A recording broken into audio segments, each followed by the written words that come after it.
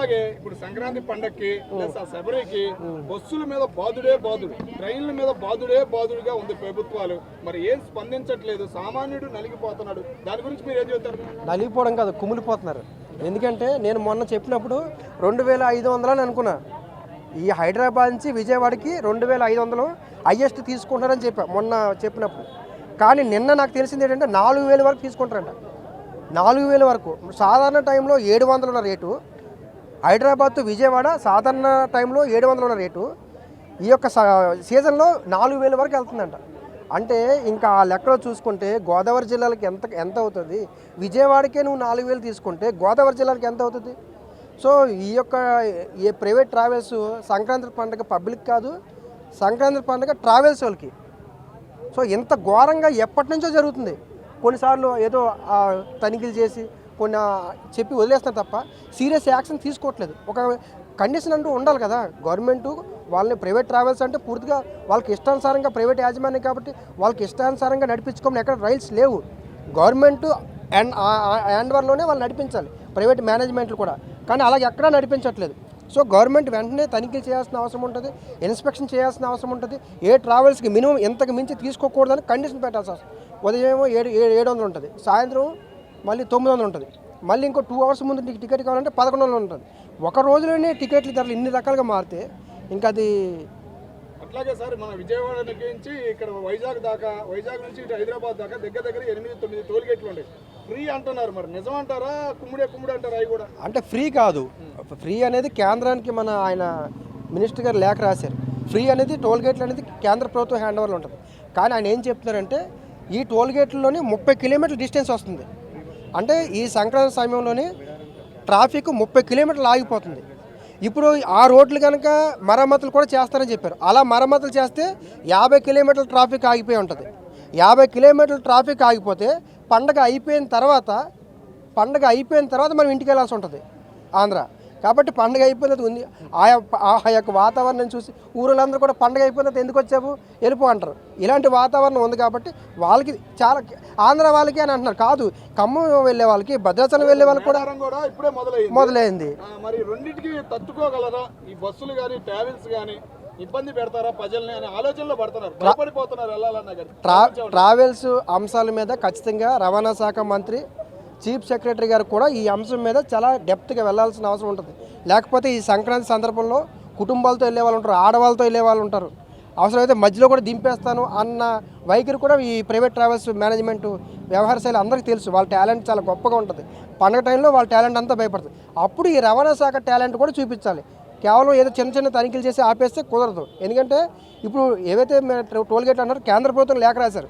వాళ్ళు కనుక ఇస్తే ఫ్రీ, లేదంటే మాత్రం ఖచ్చితంగా ఈ గవర్నమెంట్ భరిస్తుందా లేకపోతే తర్వాత ఛార్జ్ చేసుకుంటారు. 30 కిలోమీటర్లు 50 కిలోమీటర్లు ట్రాఫిక్ జామ్ అయిపోతుంటే అసలు ఉండగలుగుతారా? 50 కిలోమీటర్లు అంటే మినిమం 2 అవర్స్ మనం సిగ్నల్ దగ్గర ఉండగలుగుతామా? ఉండలేము. సో ఇదంతా కూడా అబ్జర్వేషన్ చేశారు. సో దాన్ని కూడా కాంట్రవర్సీ. ఆంధ్ర వాళ్ళకి ఫ్రీగా ఇచ్చేస్తున్నారంట, టోల్ గేట్లు ఎత్తేస్తున్నారంట. రేపు హైదరాబాద్లో రెంట్లు కట్టేదే వాళ్ళు. హ్యాపీగా వెళ్ళి హ్యాపీగా వస్తేనే కదా రేపు మీకు హైదరాబాద్లో నేను లెక్కలేస్తే చాలా లెక్కలేస్తా. ఎన్ని వందల కోట్లు రెంట్లు కడుతున్నారు, ఎన్ని వందల కోట్లు ట్యాక్స్లు కడుతున్నారు. ఇవన్నీ నేను ఇంత లిస్ట్ తీసుకొచ్చాను అనుకో, అది చాలా పెద్దగా అవుతుంది. ఓకే సార్, అట్లాగే ఇప్పుడు భోగాపురం ఎయిర్పోర్ట్ పడింది కదా, కంపల్సరీగా ట్రాఫిక్ మీరు అనుకున్నంత ఉండదు అని అంటున్నారు. నిజంగా వెళ్తారా సార్ భోగాపురం ఎయిర్పోర్ట్ ఇక్కడ నుంచి? భోగాపురం ఎయిర్పోర్టు ఇక్కడిది కాదు, విశాఖపట్నంలో ఉన్న ఎయిర్పోర్ట్లో ఎప్పుడైతే మనకి ఈ యొక్క ఎయిర్పోర్ట్ అంశం చాలా ప్రధానంగా ఎందుకు తీసుకున్నారంటే ఈరోజు శంషాబాద్ ఎయిర్పోర్ట్ ఉంది. ఈ శంషాబాద్ ఎయిర్పోర్టు అంతకుముందు పటాన్చేరులో పెట్టాల్సిన ఎయిర్పోర్ట్ ఇది. కానీ ఇక్కడ పెట్టారు. ఎందుకంటే ఒక ఇండస్ట్రియల్ ఏరియాలో పారిశ్రామికంగా ఒక రాష్ట్రం డెవలప్ అవ్వాలంటే ఎయిర్పోర్ట్లో అత్యవసరం.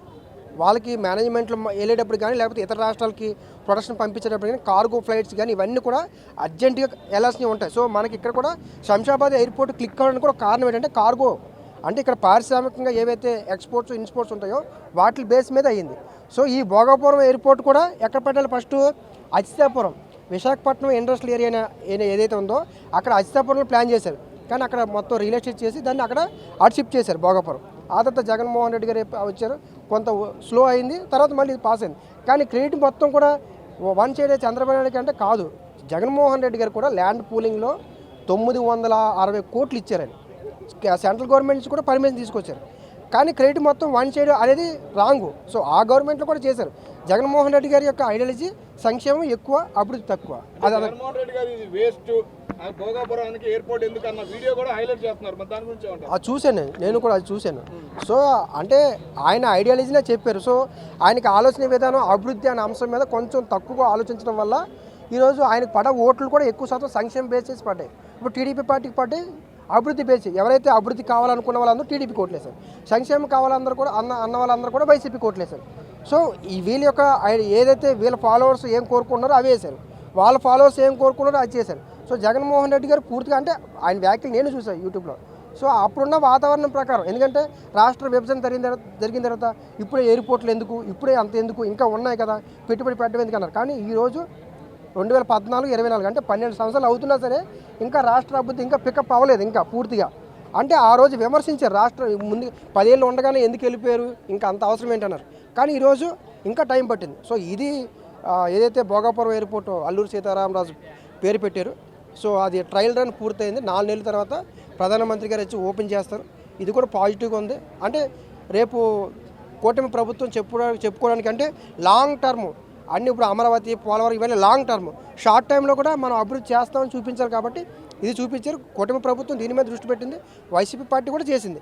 కాకపోతే ఈ గవర్నమెంట్లో ఎక్కువ ఎవరైతే చేశారో వాళ్ళకి క్రెడిట్ ఎక్కువ వెళ్ళే అవకాశం ఉంటుంది. ఓకే సార్, అట్లాగే మన అసెంబ్లీ, తెలంగాణ అసెంబ్లీ చూస్తే బూతుల రామాయణం మొదలవుతుందని బయటికి వెళ్ళిపోతున్నారు కేసీఆర్ పార్టీ వాళ్ళ. దాని గురించి ఏమంటారు సార్? అంటే నేను మొన్న ఒక వ్యాఖ్యలు చేశాను మీ దగ్గర 8 days బ్యాక్ 9 days బ్యాక్. నేను వచ్చి 9 days అయింది. అప్పుడు చెప్పాను, బీఆర్ఎస్ పార్టీ ఇప్పుడు ఈ టైంలో ఈ అసెంబ్లీ సెక్షన్స్ కనుక బాయ్కట్ చేస్తే అది బీఆర్ఎస్ పార్టీకి స్ట్రాటజికల్గా మైనస్ అవుతుందని చెప్పారు. నిన్న కవిత గారు కూడా అదే చెప్పారు. ఇలాంటి టైంలో నీటి అంశం మీద ఎంత తీవ్ర స్థాయిలో మీరు విమర్శించినప్పుడు, ప్రభుత్వం నుంచి కూడా అదే స్థాయిలో విమర్శలు వస్తున్నప్పుడు ఖచ్చితంగా మీరు అసెంబ్లీలో ఉండి మీ వర్షను వినిపించాల్సిన అవసరం ఉంటుంది. అలా వినిపించకపోవడం మైనస్ అవుతుందని చెప్పి అది మైనస్ అయ్యింది. కవిత గారు స్వయంగా ఒప్పుకున్నారు. సో ఇంకో వ్యాఖ్యలు చేశారు మన హరీష్ రావు గారి మీద. నేను అంతకుముందు కూడా చెప్పాను, కవిత గారి టార్గెట్ హరీష్ రావు గారు బీఆర్ఎస్ పార్టీలో ఉండకూడదు, హరీష్ రావు గారిని బయటికి పంపించాలనేది కవిత గారి వ్యూహం. హరీష్ రావు గారు బయటికి వెళ్ళిపోతే ఖచ్చితంగా కవిత గారు మళ్ళీ బీఆర్ఎస్ పార్టీలో జాయిన్ అవుతారు. కేసీఆర్ గారు వదిలిన బాణమే కవిత గారు నేను ఎప్పుడో చెప్తాను. సో ఆ సినారీ అంతా కూడా అలాగా గ్రాఫ్ అవుతూ వచ్చింది. ఓకే సార్, అట్లాగే నీటి కష్టాలు హైదరాబాద్కి రాబోతున్నాయి. 10 అడుగులు 20 అడుగులు లోపలికి వెళ్ళిపోయింది.